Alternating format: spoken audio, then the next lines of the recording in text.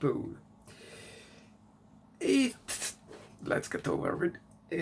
It doesn't really have any connection to any existing X-Men movies. It has Colossus, but he's a much like in his 40s, so it's not really any previously seen Colossus, if you ask me. And there is an Easter egg with the X2 or the Origin Wolverine action figure, the no mouse Deadpool. By the way, I would be very interested how that version eats. The main function of the mouse is to eat. So, what's up with that? Otherwise, this is the humor of a teenage boy, like something of 15 years old. That can be annoying to some people, but it also has good jokes, situational humor, and great action scenes. So this still works. I was to skip through some of it because, I've seen this quite frequently, so I was. But then I just stuck to the monitor. Otherwise, there is a very limited cast.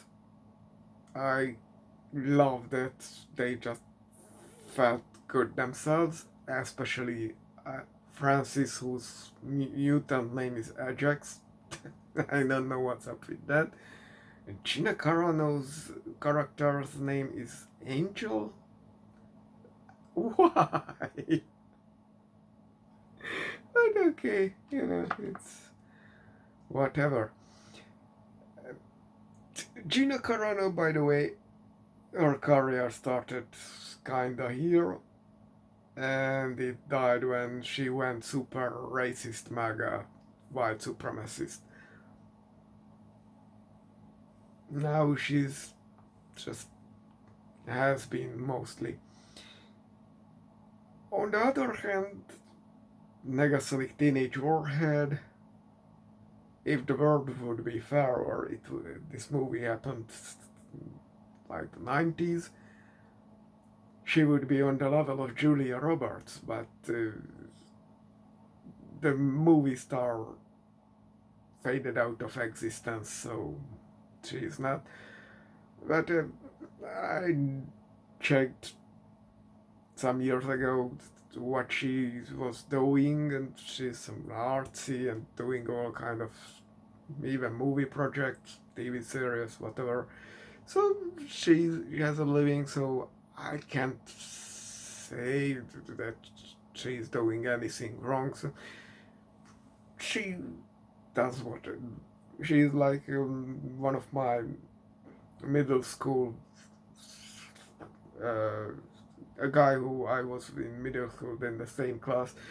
He had like 200 IQ and he could do maths, physics, and chemistry probably like this. Although I have to remind you on the famous speech that there is a video on YouTube also that Harvard is hard.